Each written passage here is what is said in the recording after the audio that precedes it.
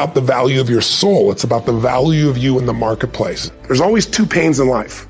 There's the pain of discipline, or there's the pain of regret.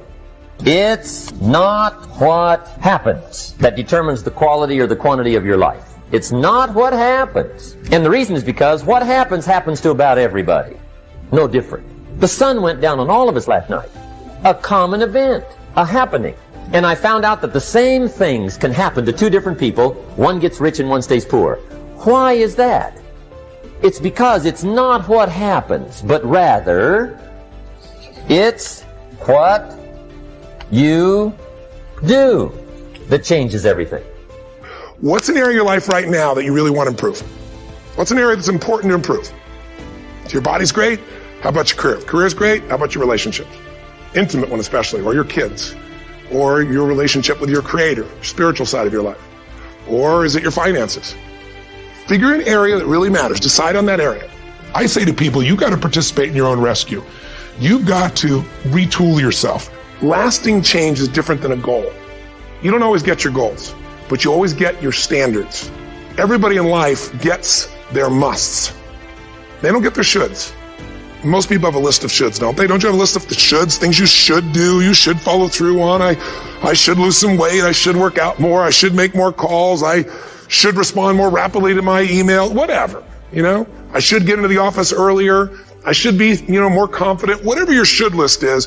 People love to have their should list be met, but it's kind of like New Year's resolutions. If it does, it's really exciting, but if it doesn't, which is most of the time, it's a little disappointing, but you kind of know it's not going to happen. But when you decide something is a must for you, an absolute must, when you cut off any possible, you say, I'm going to find the way, or I'm going to make the way. Human beings, when they resolve things, when they make a real resolution inside themselves, which is they raise the standard, they make it a must, they find the way. Everything in life is always changing. We don't have to work on change. Change is automatic, but progress is not. So if you want to make real progress, then you really got to look at your life in a different way. You got to say, I got to take control of this process and not just hope it's going to work out like people do who make a resolution.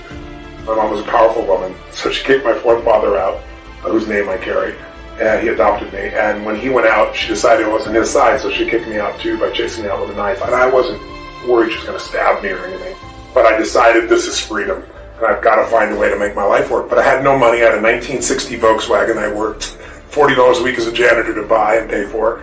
And so I had no car, I had no money, I had no anything. I went and slept in a person's laundry room, and then I decided I've got to figure out what to do, and I needed to feed my mind because I was so depressed, I was so overwhelmed. I'm missing my brother and sister and feeling just completely out of sorts. So I got on a bus and I traveled 14 miles, I remember, because I ended up running it one time. And I went to this bookstore and I bought this book called The Magic of Believing by Claudia Bristol. It's the first real book other than maybe Think and Grow Rich or Emerson's essays. And I started on this journey of saying every single day I'm going to feed my mind. I'm not going to hope good thoughts show up. I'm going to read biographies. I'm going to find out what makes people tick. I'm going to understand what makes me tick. And I wanted to read a book a day, but I didn't do that. I took a speed reading class and I read 700 books over 7 years. And they were all personal development, human development, psychology, physiology. And then what I try to do is take anything that I learned and apply it. And then when I applied it, I was 5'1" in my sophomore year in high school. I'm 6'7" now. I tell people the difference is personal growth. But sincerely, I became Mr. Solution because I wanted to help everybody. So I was this little fat guy, and I couldn't lose weight, and I lost weight. And all my buddies are like, how'd you do that? And I said, well, here's what I did. They lost weight, and then we all got girls. And that led to, as a young kid, that led to where, if you had a problem, I was Mr. Solution, especially if you're a girl, I was more motivated to help you. So the breakthrough was really understanding the power of compressing decades into days. And if someone has spent decades of their life and they compress it into a book, and you can read it in an hour or a few days, you have such an advantage, because when you learn by your own experience, it's painful and it's slow. When you learn by other people's experience, everybody knows in the financial world, other people's money is leverage, right? Well, other people's experience is more powerful than other people's money, because you can have the money and lose it. But if you get the experience, you can change it all. So I think that was the beginning for me, and it set me on a lifelong path of hunger. I've never lost my hunger. You get on an airplane, what's the first thing they say? If we get into trouble, mask will come down, oxygen's there, and the first thing you got to do is put it on your kid, right? No, why?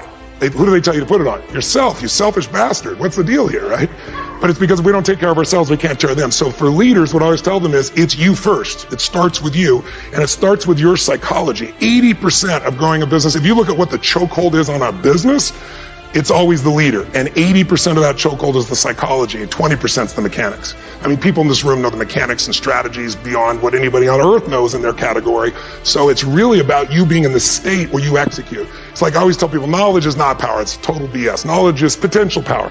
Execution trumps knowledge every day of the week. And so my life is, how do you get yourself to execute? And execution comes from learning to put yourself in that right state every day.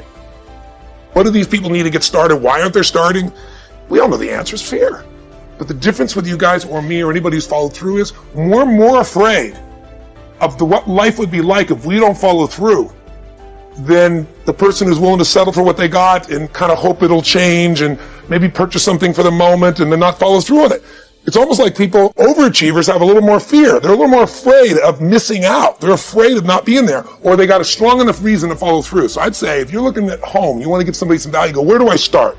I'm sick of this. That's a damn good place. Once you break through, then it just becomes a game. The people that are getting your products have not yet broken through in most cases. The breakthrough happens